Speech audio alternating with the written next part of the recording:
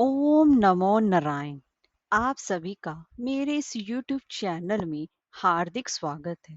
आप सभी को भाद्रपद की पूर्णिमा की हार्दिक शुभकामनाएं।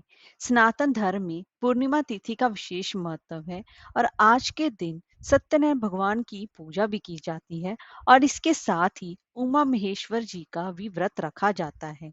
आज 29 सितंबर को भाद्रपद की पूर्णिमा मनाई जा रही है और आज से ही पितृ पक्ष की शुरुआत भी होती है। भाद्रपद की पूर्णिमा से शुरू होकर आश्विन की अमावस्या तक पितृ पक्ष चलते हैं। 14 अक्टूबर को पितृ पक्ष का समापन होगा। आज पूर्णिमा के दिन चंद्रमा अपनी 16 कलाओं से परिपूर्ण होता है, इसलिए इस दिन विशेष रूप पर व्रत रखा जाता है और चंद्रमा की विशेष रूप से उपासना भी की जाती है। और इसी के साथ साथ भाद्रपद पूर्णिमा के दिन सत्यनारायण जी की कथा सुनने का भी विशेष विधान है दोस्तों।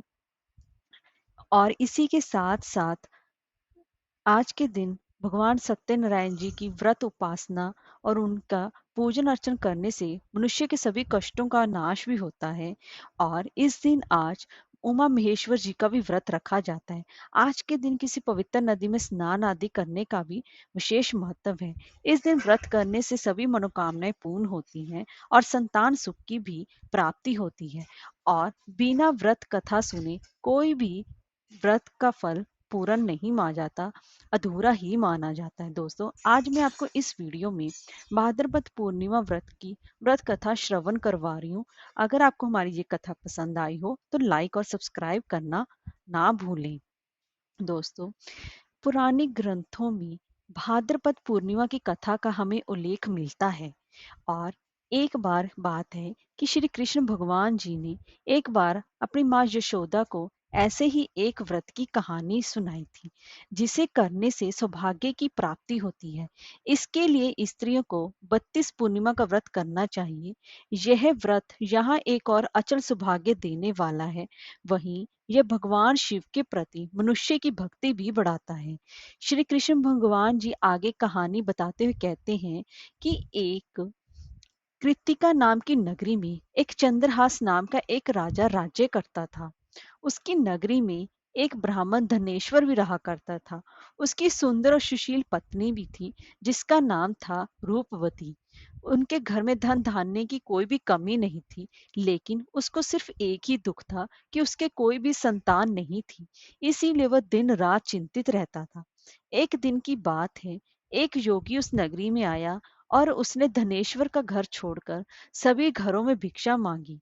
और भिक्षा लेकर वह योगी गंगा के किनारे बैठकर प्रेम पूर्वक खाने लगा। तभी दुखी होकर धनेश्वर ने योगी से भिक्षा ना लेने की वजह पूछी।